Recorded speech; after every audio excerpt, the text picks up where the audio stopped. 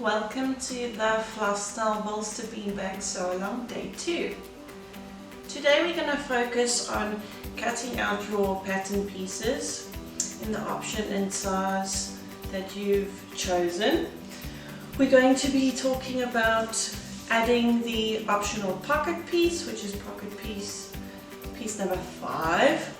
We're going to be installing our zippers in the outer fabric along the back seam and in the front seam of our inner fabric.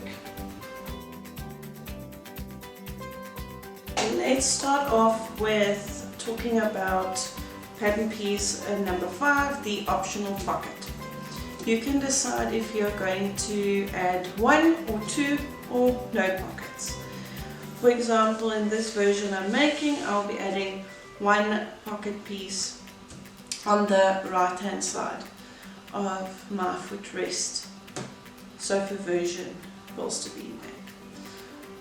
Before we can start with the pocket, we need to mark where our pocket will be placed. If you have a look at the side wall pattern piece number 1, we have a pocket demarcation. What I've done is I've just made a hole with an awl, or you can cut a little hole with a pair of scissors so that I can transfer the marking onto my pattern piece, which I've just used 2 pins. So that when we are done with the pocket, you can place it where it needs to go and top stitch down. So you can decide either way. This is directional fabric, so I'm going to make this the top of my pocket. What you're going to do is you're going to go to your iron, you're going to fold the top long edge 1/4 inch down or 0.5 centimeters, and you're going to press it in place. Once that is pressed in place, you're going to fold it another 1/4 inch or 0.5 centimeters. Press in place, pin if needed, or clip if needed, and then you are going to top stitch along the top end of your pocket. Once you have finished top stitching the top piece so the raw edges are concealed, you're then going to overlock stitch down the 3 remaining sides. You can also do a zigzag stitch if you do not have an overlocker or serger. Once you have finished top stitching your pocket, you have overlocked the other 3 remaining edges. Press in the overlocked edge 1/4 inch or 0.5 centimeters and press. So then we're going to attach our pocket to the bean bag. So I will start on this side, folding the overlocked edge under and pinning it in place. And I will do the same on the other side, pinning the pocket in place, making sure everything lies as flat as possible. So I'm going to go around the edge and pin. Alright, now that I have my pocket pinned in place, I'm going to top stitch all the way around. You can do a double stitch if you like, and then an optional added part of your pocket is you can section your pocket into 2 sections for your remotes, cell phones, TV controls, etc. But I'm going to just do your standard pocket. I'll show you when I'm done. Alright, so my pocket is now top stitched in place. As you can see, I've top stitched. Now let's let's talk about installing our zipper for the outer back seam. When you cut out your sidewall pattern piece number 1, you would have noticed that there is a zip demarcation.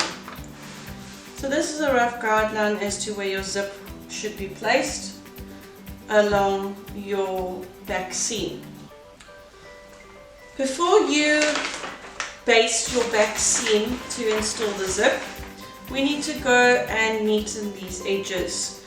So I want you to go overlock or zigzag stitch these back seam edges. Then I would like you to pin the seam together, right sides together, and you're going to stitch with a 1 inch seam allowance. The rest of the pattern is ½ inch. This is the only part where it is 1 inch. With regards to the demarcation point, you are going to stitch from either the top or bottom with a short stitch, say about 2 millimeter stitch, and then you're going to lengthen your stitch. You're going to do a back tack, back stitch before the demarcation starts, and then you're going to stitch with a long stitch, 4.5, the longest stitch your machine goes. Then you will back stitch back and forth and bring your stitch length down back to a 2 millimeter and finish your seam, and don't forget to back stitch at the end. Once you have overlocked and stitched your back seam of your sidewall piece, you're then going to take it to the iron and press it open like I've done here. I'm going to press it flat and open. We are now going to install our zip. So I have marked on my pattern piece with the back tack where my zipper pull stuff should be. So you're going to take your zipper and you're going to place it zipper pull face down onto the back seam of your beanbag. You're then going to get some pins and you're going to pin it to the seam allowance only. So I've pinned along the one seam, and I'm going to pin along the other side in the opposite direction.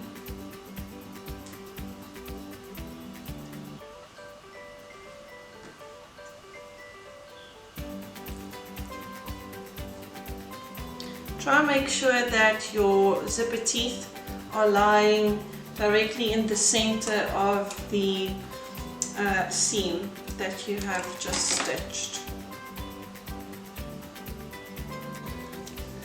So we are going to stitch the zipper to the back seam, only to the seam allowance and not to the outer fabric. I've installed a zipper foot on my sewing machine, and for the first go I'm going to put my stitch length at 4.5. So remember, we're only sewing to the seam allowance. I'm going to not focus on stitching close to the zipper teeth just yet. I'm just going to focus on tacking or basting the zip in place. So go along your zip,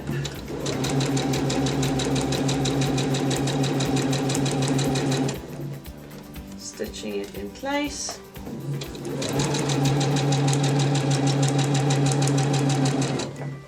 I'm not focusing on getting close to the zipper teeth just yet.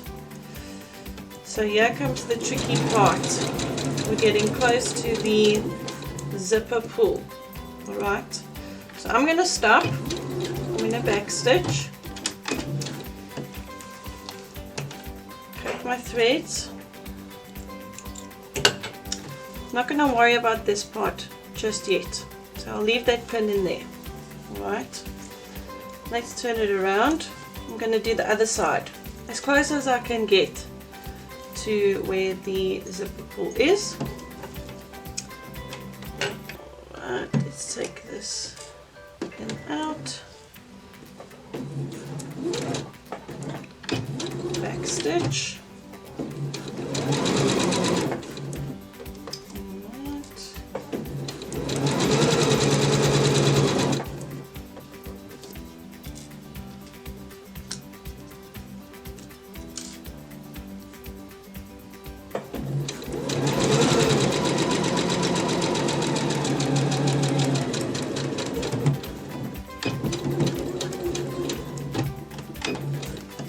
Pin this top section again.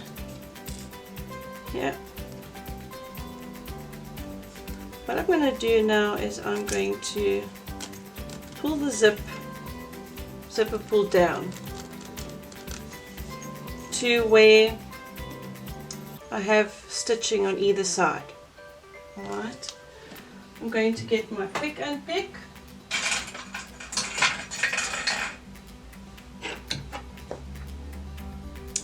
And I'm going to quick unpick, just unpick where my zipper tab is here in the front. Just want to be able to get it out, just so I know I can get to it in case. Okay, so let's go stitch the remainder of the zip in. Now that that zipper pull is out of the way,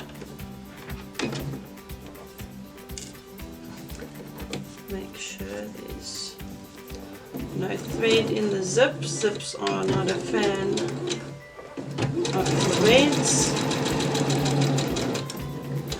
Okay, I'm back to where I ended off the last time. Trim my threads.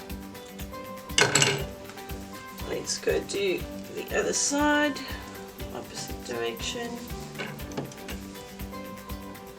I find it easier flipping around than having to change my presser foot around. I think it's far quicker and easier.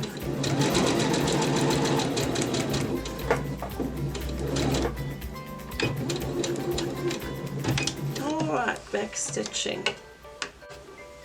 There's our zipper pull. I'm going to take the unpicker. I'm going to unpick.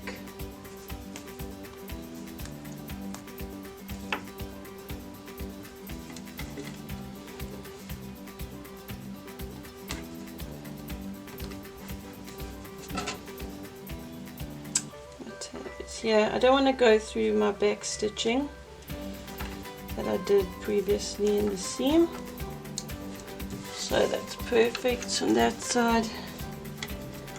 Let's pull the zip up. Best way to unpick is to make sure the bottom of the unpick is down. This way you avoid cutting into your fabric, stabbing your fabric, and it's frankly far easier to unpick that way. So my zipper stop is here. Let's quickly mark it just with a pin so I don't end up going through my back stitching.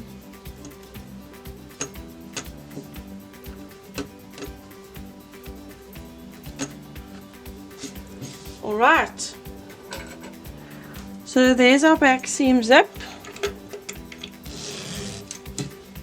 You can pull all your basting threads out now, make it look neat and tidy. We've got the back seam zip installed in our side wall. We've got the optional pocket installed. I want you to repeat the zip installation the same way on the inner fabric, but in this front seam. Here, this will not be cut on the fold. This end will be cut on the fold. Right. When you're installing a zip in a knit fabric, sometimes it can be a bit tricky, it can go a bit wavy. I would suggest using some Wonder Tape, or you can use some lightweight to medium weight interfacing just to stabilize the knit fabric so that the zip seam doesn't warp a bit. It's exactly the same installation. You're going to sew the zip to the seam allowance of the front seam instead of the back seam.